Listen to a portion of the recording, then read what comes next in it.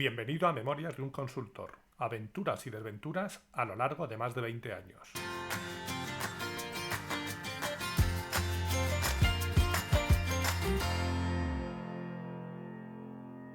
Hola, buenos días, buenas tardes o buenas noches y bienvenidos al episodio 92 de Memorias de un consultor.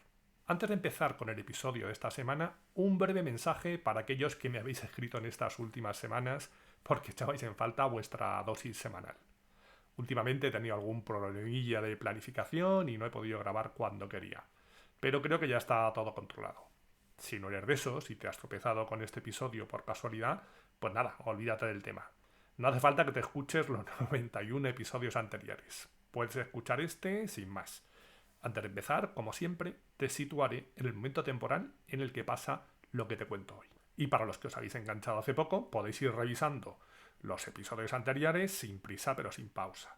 Si queréis conocer cómo fueron mis inicios en todo esto hasta llegar al momento en el que me conocisteis algunos, por si en algún momento os menciono, aunque claro, tendréis que ser capaces de localizaros, aunque no lo pongo difícil, la verdad.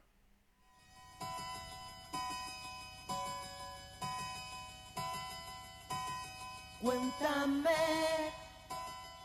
Ahora sí, nos situamos en 2017. En el primer semestre de ese año, Ciudadanos cerró su cuarta Asamblea General con el liderazgo de Albert Rivera. Mariano Rajoy fue reelegido presidente del PP con el 95,65% de los votos. Pablo Iglesias fue reelegido secretario general de Podemos con el 89% de los votos. Y Pedro Sánchez se impuso en las primarias a la Secretaría General del PSOE. De cara a unas próximas elecciones, se ampliaban las opciones para elegir. Eso sí, siempre que te convencieran alguna de esas opciones.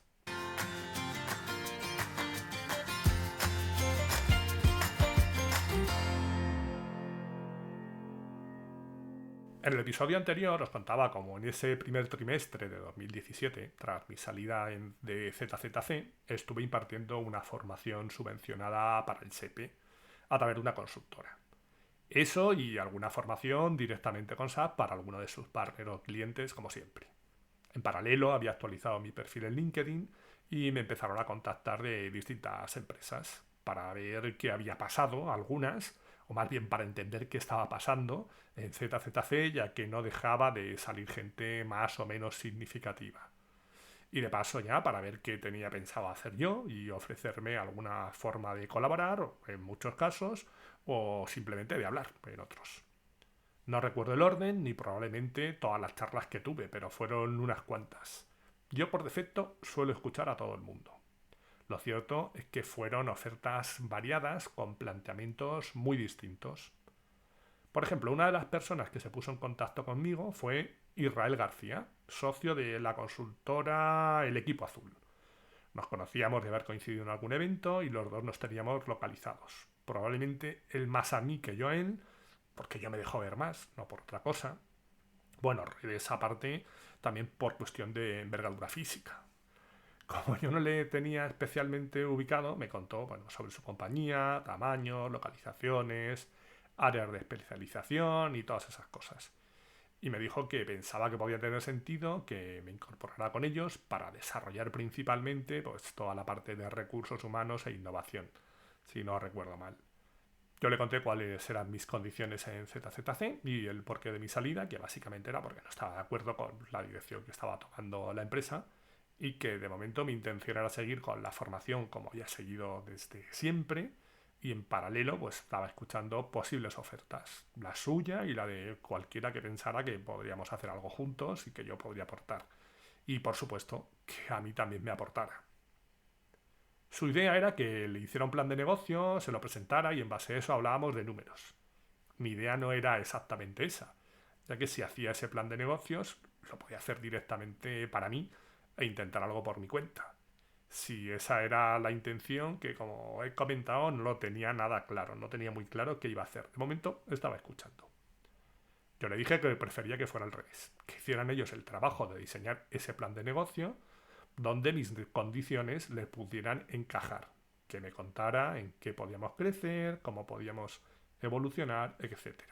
Y una de las cosas que me mencionó fue que podríamos posicionarnos en esa formación. A lo que yo le dije que precisamente eso era algo que yo ya tenía. No por nada, sino porque llevaba muchos años colaborando con ellos de manera ininterrumpida. Por lo que a mí lo de ir con ellos en ese tema concreto no me aportaba nada que no tuviera ya. Ah, ya, pero es que me pides mucha pasta y no lo veo claro. Bueno, si es mucho o poco lo que pido, es relativo. Pues lo que pido y tú decides si te cuadra o no te cuadra. Volvimos a hablar alguna vez más y su planteamiento seguía siendo el mismo, que le hicieron plan de negocio, lo hablamos, etcétera. Además, se apoyaba en la supuesta fortaleza de su marca, de la marca del equipo azul. Bueno, yo realmente no veía tan clara esa fortaleza. Pero bueno, cada uno ve las cosas como quiere.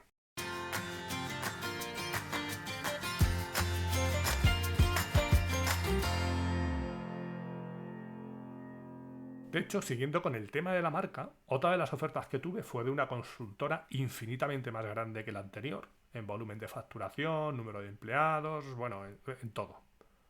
Y en este caso la conversación empezó de manera radicalmente distinta. El mensaje principal fue: queremos unir tu marca personal a la nuestra. ¿Perdón?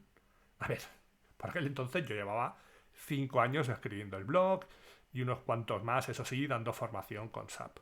Por lo que había gente que me conocía, pues por el hecho de haber estado en la formación.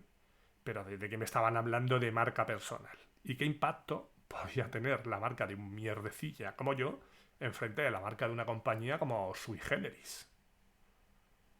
Aquí creo que tuve un par de comidas. La primera con Beltrán Pérez, que era uno de los responsables de la parte de HR, pero no me pidáis que recuerde el cargo, porque han pasado unos años y aparte nunca he sido capaz de recordar esos maravillosos cargos que suele haber en las empresas de cierto tamaño. Me planteó que estaban buscando incorporar a una persona de un cierto nivel al equipo para un rol que estaban creando de experto, gurú o no sé qué nombre le querían dar, para desarrollar ese perfil en varias líneas de negocio y pensaron que yo era la persona indicada para hacerlo con la parte de HR. Y eso además les ayudaría a poner en marcha todo ese nuevo puesto que querían desarrollar. A ver, pasaba de una consultora pequeña que me vendía las bondades de su marca a otra grande que lo que pretendía era comprarme la mía.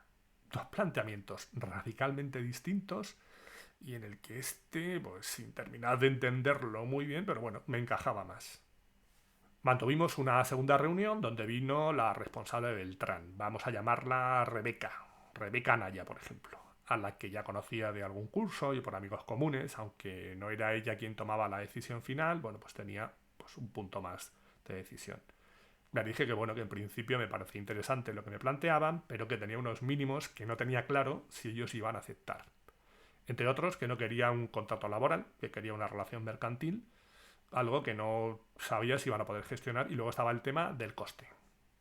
En muchas empresas eso no les encaja porque piensan que la gente en plantilla está más implicada, no es mi caso, y lo digo desde ambos lados. Mi implicación sería la misma, y es la misma cuando estoy en una empresa con un tipo de relación mercantil, para mí es igual. Y lo digo también desde el otro lado. Yo he colaborado con gente durante muchos años que son freelance y han estado mucho más implicados que gente que podía tener en plantilla. Esto va más con la persona. El escollo principal estaba, yo creo, en el tema del coste. O más que en el coste, en las bandas salariales. Un poco en las dos cosas. Ya sabéis que en las consultoras es típico de, no, pues en función del puesto hay una banda salarial de aquí a aquí. Bueno, imaginaos, venga, vamos a hablar de cifras, que sé que esto os pone. Imaginaos que les pedí 120.000 euros al año. Hablo en bruto siempre. Es decir, 10.000 euros al mes, una factura y listo. Nada que cotizar por parte de la empresa, nada de indemnización por despido, si llegase el caso. Todo ese riesgo para mí. Ellos creo que me dijeron que lo veían complicado, ya que estaban pensando en una cifra de unos 85.000 euros. Hablo de supuestos, ¿eh? Que puede que sean también muy aproximados a lo que pasó, pero vamos a darlo por supuesto. A esos 85.000, hablo siempre en bruto, habría que sumarle algún incentivo más del tipo seguro médico, coche o algo así. Pero aunque no fuera así, cuando hablamos de salario en bruto, la empresa tiene que sumar a eso aproximadamente un 40% más o menos de gastos por cotizaciones a la seguridad social, provisión por despido, etc.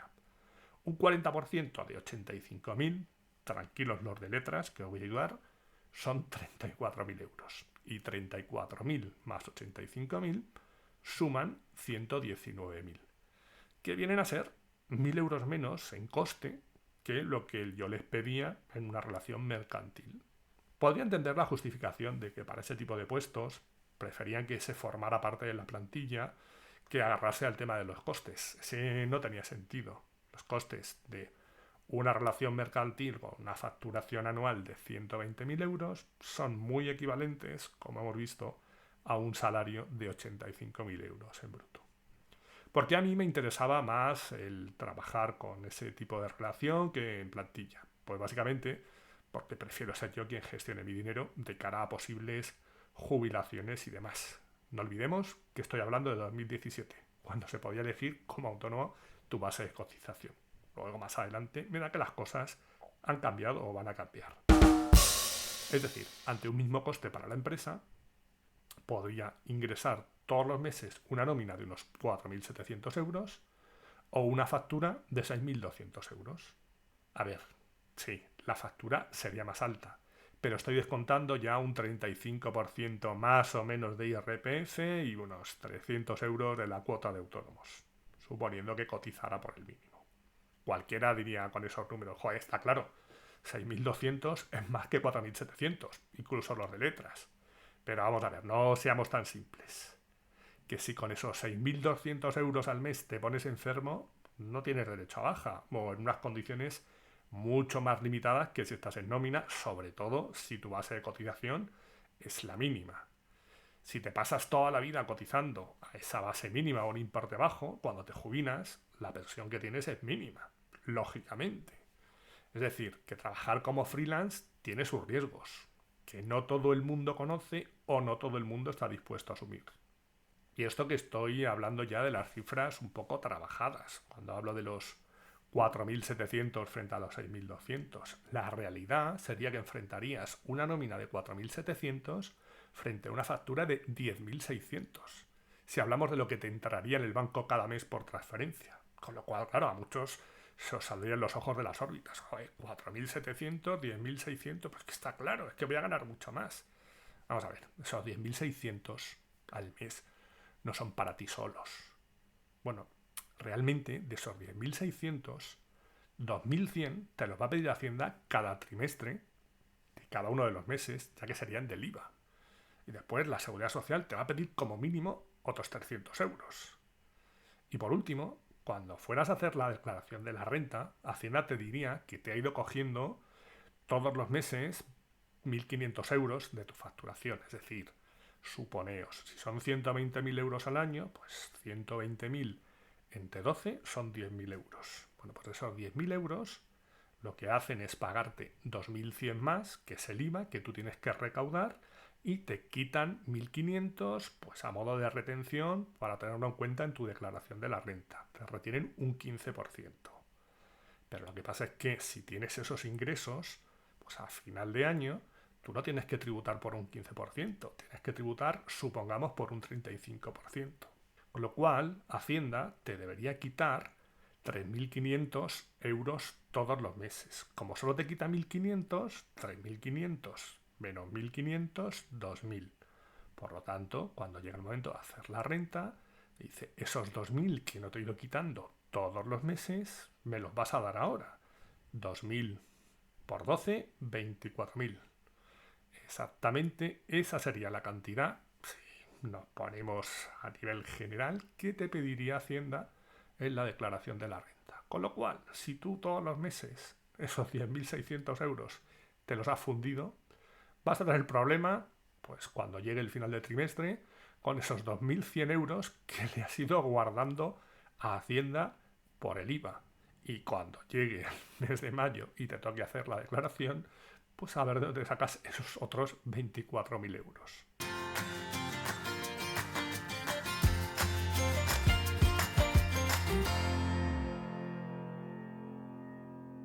Bueno, a ver, que me he liado con los números y me he ido de la historia. Pero bueno, creo que puede ser interesante que tengáis las cosas claras si alguien quiere dar ese paso a freelance, ya que cuanto más información se tenga a la hora de tomar una decisión, mejor. De momento me habían planteado dos opciones, una más interesante que la otra, aunque ninguna de las dos se llegó a concretar, porque no encajaron los intereses de ambas partes, porque de eso se trata una negociación, de llegar a un acuerdo en el que las dos partes estén conformes. O como dicen también por ahí, una negociación solo sabes que ha ido bien si ninguna de las dos partes se sienten conformes al 100%. Es decir, que siempre hay que ceder algo. Si no, si hay alguien que está al 100% conforme, pues se suele tratar muchas veces más de una imposición que de una negociación. Otra de las propuestas que tuve fue para montar algo de cero, de la mano de alguien a quien no conocía, pero tenía referencias de él por un compañero que habían sido compañeros de estudios, de carrera. Era alguien que ya tenía su empresa de tecnología y la cosa le iba bastante bien. Pero quería meter la patita en temas de SAP, ya que veía que muchos de sus clientes trabajaban con ello. Aparte de a su amigo, les preguntó a un par de personas si le dieron también mi nombre como buen compañero de baile para esta aventura. Y quiero puntualizar que esto es una metáfora, porque yo lo de bailar lo llevo bastante regular. El caso es que quedamos varias veces y él me contaba sus intenciones, los contactos que tenía, la llegada en clientes, etc. Pero no llegamos a concretar nada.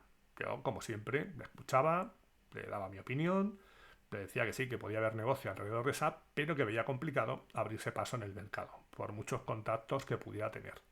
Aunque claro, si era de la mano de alguno de sus clientes con los que tenía otro negocio, con los que iba a empezar pues, a abrir por ahí esa línea, bueno, podría ser más factible. El problema, una vez resuelta esa entrada en los clientes, vería más por conseguir recursos medianamente cualificados para que se vinieran con nosotros y poder dar ese servicio que demandaban los clientes. Él tenía algún nombre en mente y yo también podía hablar con alguien, pero ¿qué garantías podíamos ofrecerle? Era también pues, una apuesta que tenían que hacer ellos porque realmente en el mercado de SAP, de gente con cierta experiencia, pues el nivel de paro suele tender a cero. No llegamos a hablar en ningún momento del importe de la inversión que debemos hacer, ni de plazos, ni de nada más allá. Por lo que al final era más una declaración de intenciones que otra cosa. Me daba la impresión que, bueno, que realmente él veía que ahí había una oportunidad, pero pues todo lo que ya tenía en marcha no le dejaba dedicar el tiempo suficiente a ello. Y yo por mi parte, pues tampoco era algo que me planteara de manera clara. Era otra opción más de las muchas que me plantearon. Bueno, esto se me está haciendo un poco largo y como quedan más cosas, en el próximo episodio os contaré alguna de esas proposiciones adicionales que recibí y saldremos de dudas sobre la decisión que tomé en su momento, ya que el tiempo iba pasando y yo iba escuchando los distintos programas electorales, pero ninguno terminaba de convencerme. No había ningún proyecto que me ilusionara lo suficiente como para entregarles mi voto.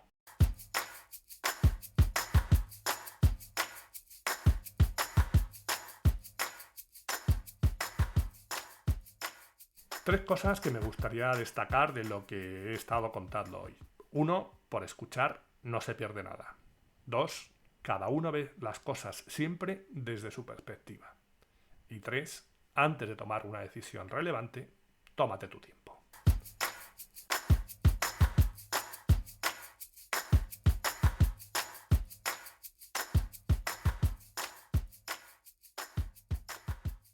Y hasta aquí hemos llegado hoy.